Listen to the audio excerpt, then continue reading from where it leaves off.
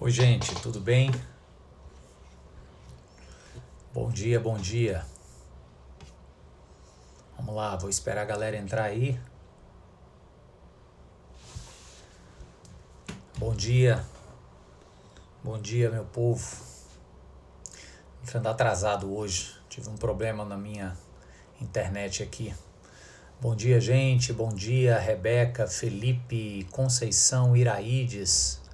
Bom dia, Mariane. Sejam todos bem-vindos. Bom dia, bom dia. Vamos lá, a gente vai ler Gênesis 37 hoje. Deixa eu colocar aqui os versos. Será do verso 12 ao verso de número 20. Gênesis 37, do 12 ao 20. Gênesis 37, do 12 ao 20. Deixa eu botei 30. 20. Bom dia, meu povo. Vamos entrando aí. Maravilha. 37, 12 ao 20. Show. Fixar. Pronto. Bom dia, Claudinha. Bom dia, Ana. Dona Ines. Dona Nájila. Bom dia, seu Valdir. Bom dia, Beta. Betânia. Bom dia.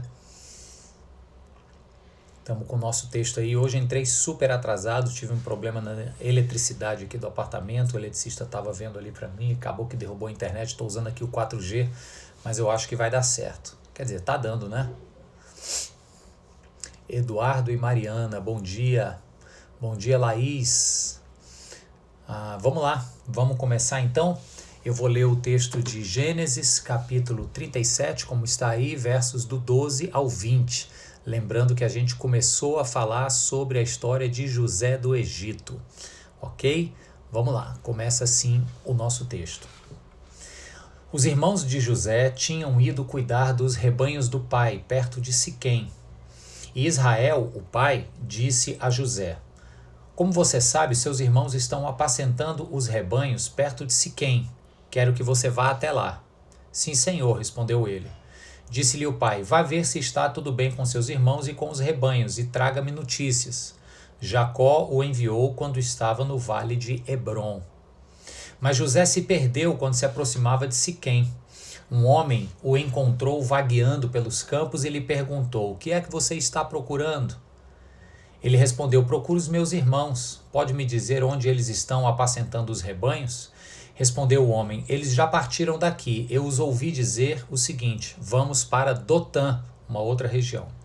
Assim José foi atrás dos seus irmãos e os encontrou perto de Dotã. Verso 18 diz assim: Mas eles o viram de longe e antes que chegasse planejaram matá-lo. Lá vem aquele sonhador, diziam uns aos outros. É agora, vamos matá-lo e jogá-lo num desses poços, e diremos que um animal selvagem o devorou. Veremos então o que será dos seus sonhos. Vamos parar aqui por enquanto, vamos orar juntos. Ora comigo, fecha os seus olhos.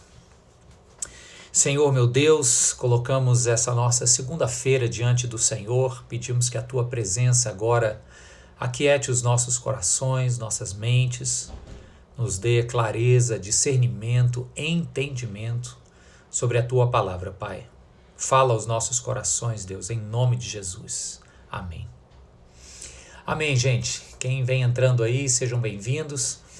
A gente continua o nosso estudo temático do livro do Gênesis e a gente vem percebendo, hoje é a nossa 28ª live só sobre o livro do Gênesis, já estamos no capítulo 37.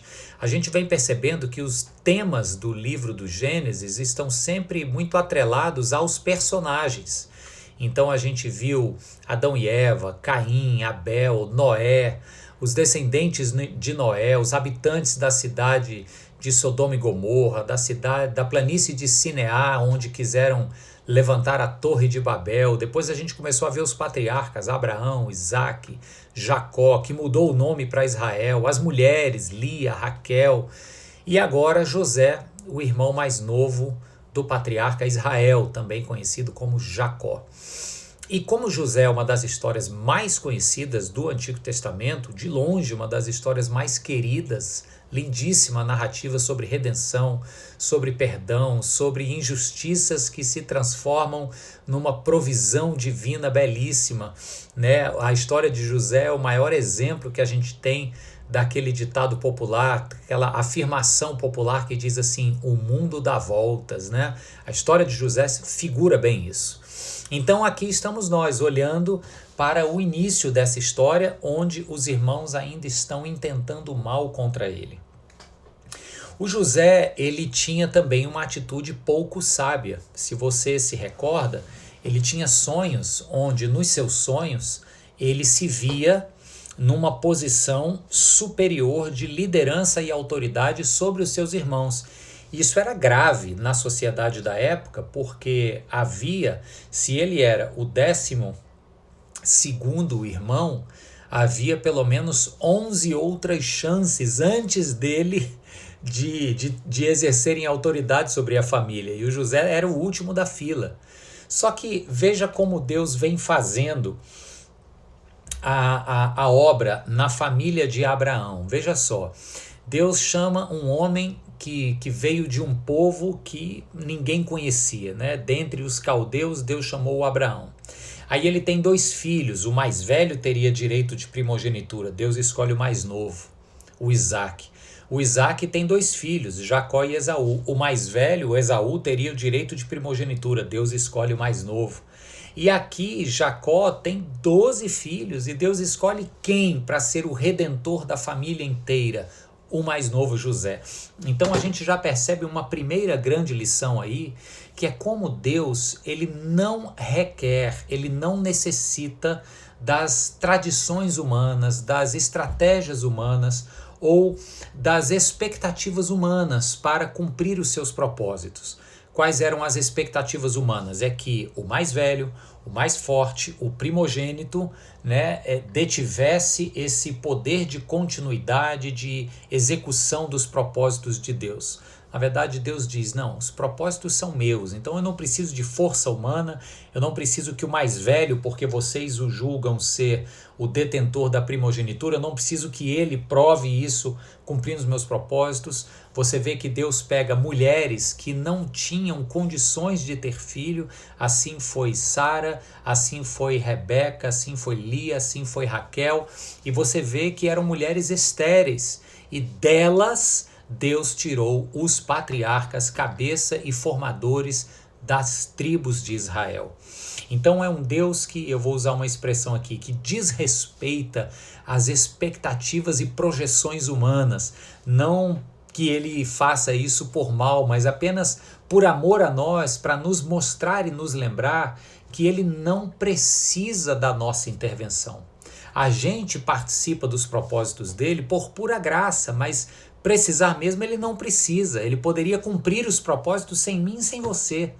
Mas ele faz isso subvertendo essa ordem de expectativas humanas, onde o mais forte tem mais condições de chegar lá na frente, e ele escolhe o mais fraco para mostrar no final das contas que o poder de ação foi dele.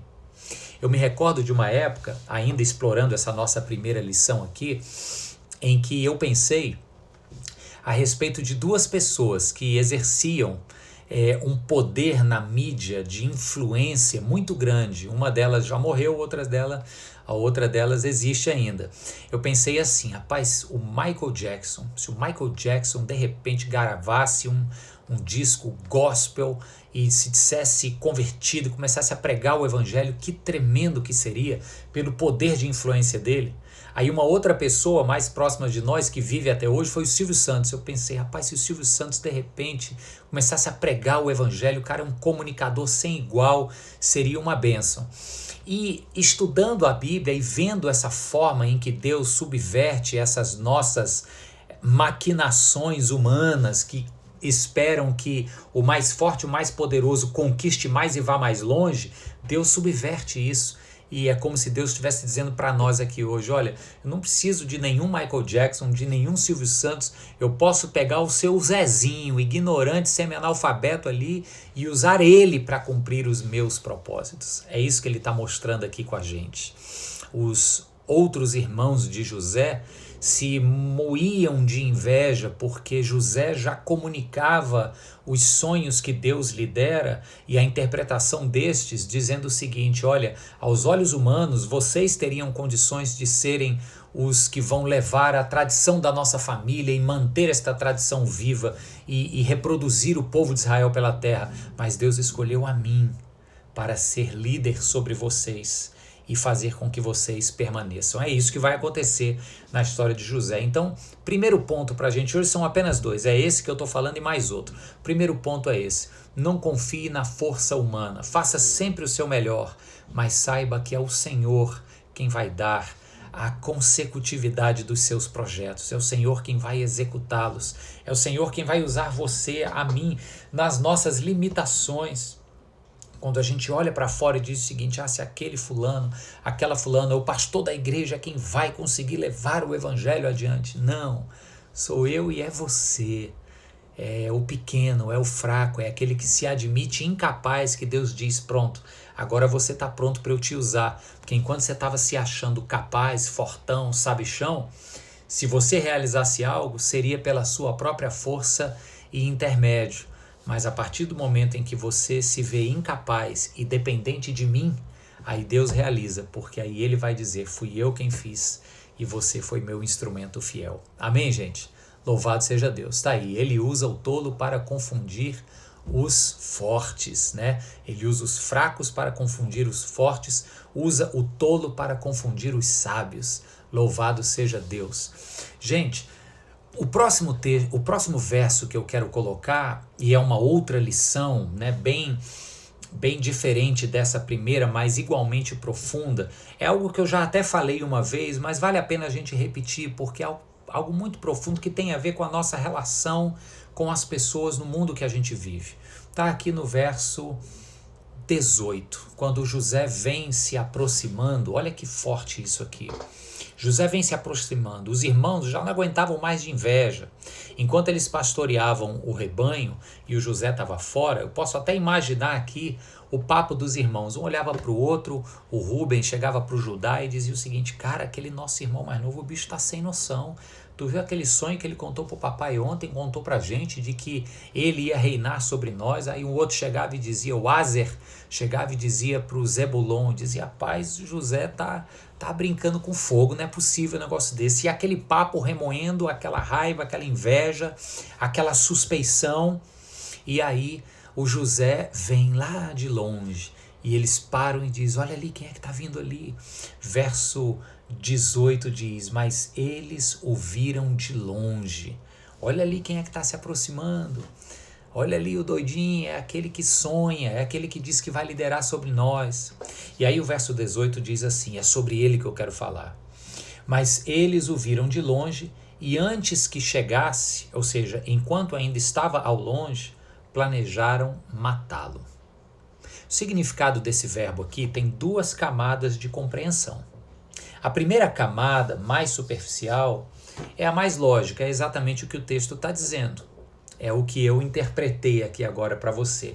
Eles viram o José chegando de longe e no tempo que levou para o irmão mais novo se aproximar deles, eles se maquinaram e pensaram uma forma de tirá-lo de cena, de matá-lo. Esse é o mais óbvio, a primeira camada de interpretação.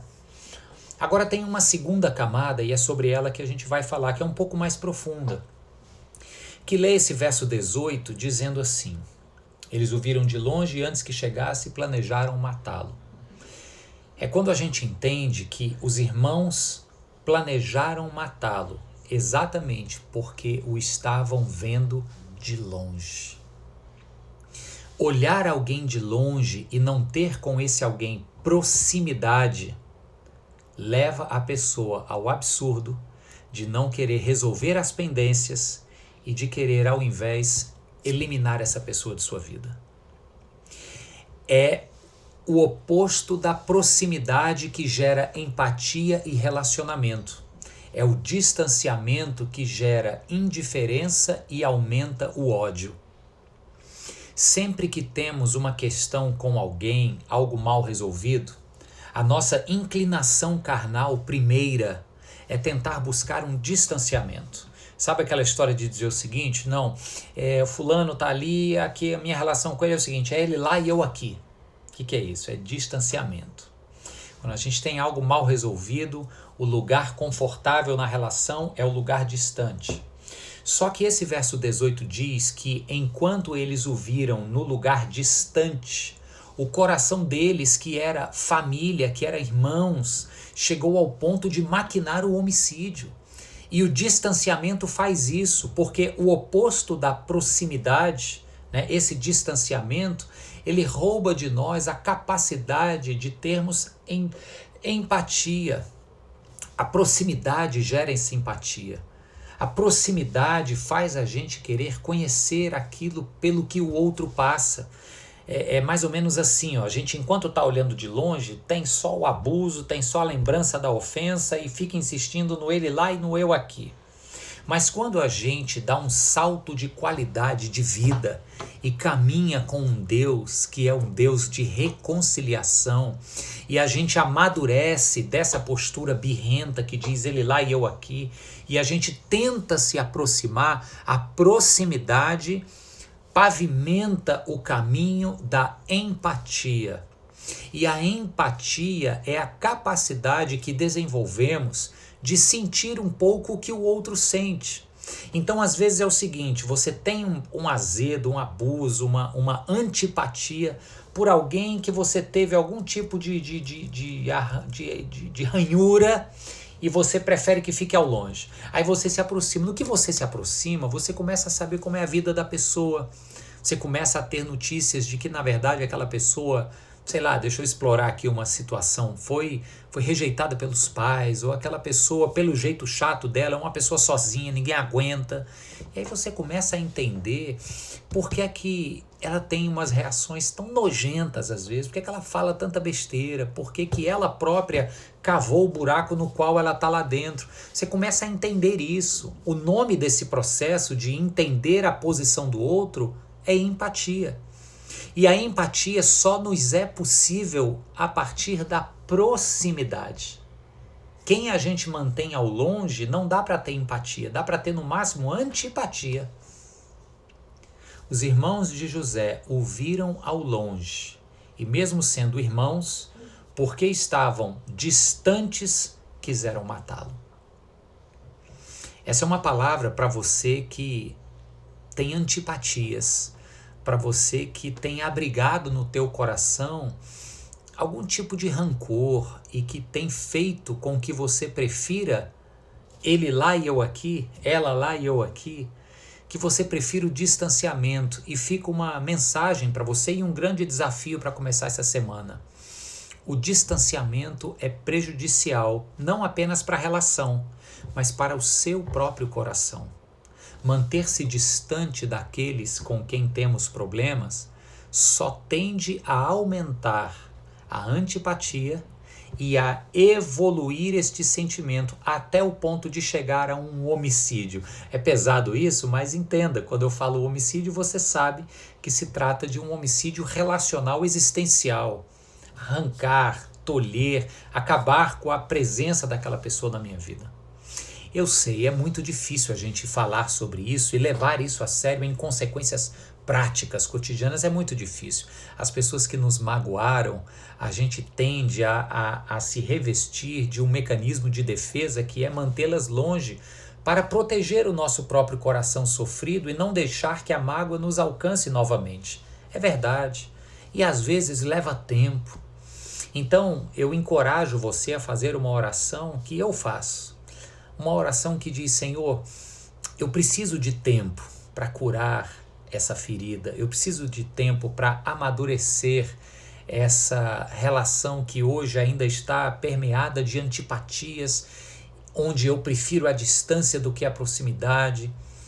Eu preciso de tempo, Senhor, o Senhor conhece o meu coração, mas me ajude a discernir esse tempo e a não deixar para amanhã, não deixar para muito longe aquilo que eu preciso fazer, que é aproximar para ter empatia.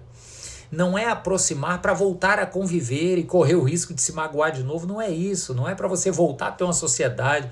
Não é para você reatar o relacionamento e voltar a ser melhores amigos. Não é isso.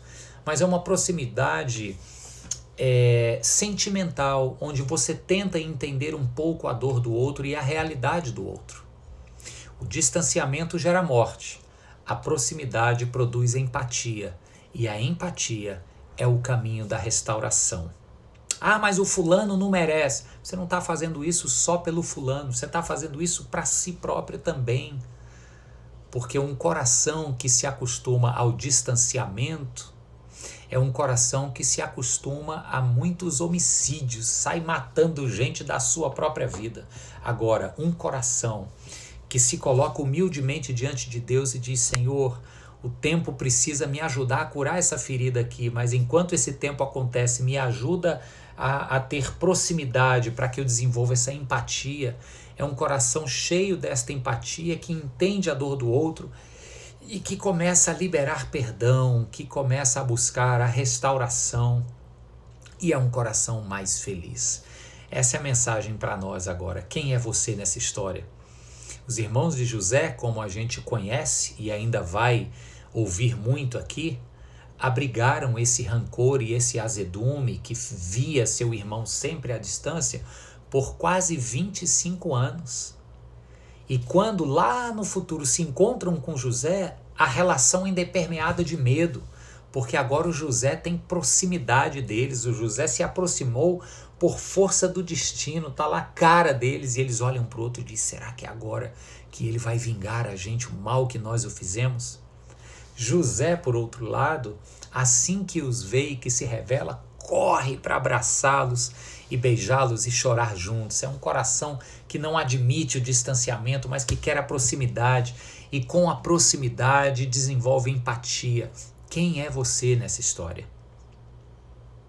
O nosso desafio é não aceitarmos o distanciamento que mata, mas buscarmos a proximidade que gera vida, que gera perdão e que faz a nossa jornada chamada vida uma jornada melhor. Amém, queridos? Que Deus abençoe sua vida em nome de Jesus. Vamos orar mais uma vez? Convido você que está aqui comigo agora a orar juntos. Pai querido, Deus amado, louvamos o teu nome por essa palavra, por esse ensinamento e por esse desafio. Em primeiro lugar, Deus, o tema primeiro que vimos nesse texto hoje é como o Senhor é quem faz, a despeito de nossas limitações, nossos erros, nossa teimosia, as nossas incapacidades. É o Senhor quem nos capacita e faz, então toda a glória é tua. Mas em segundo lugar, meu Deus, nós olhamos para a vida dos irmãos de José e te pedimos: Senhor, não permita que sejamos assim, Deus, pessoas que só enxergam de longe e de longe, Deus, não conseguem desenvolver esta empatia e de longe conseguem, ao invés, maquinar planos ruins, abrigar sentimentos ruins em seus corações. Livra-nos, ó Deus, dessa postura em nome de Jesus. Dá-nos o exemplo do grande e verdadeiro José, que é o nosso Senhor Jesus Cristo, que nos amou quando ainda éramos imerecedores, quando ainda estávamos distantes, mesmo na distância, olhou para nós, nos chamou para perto e nos deu nova vida. Que busquemos este alvo de vida para nós, que é sermos como Jesus é.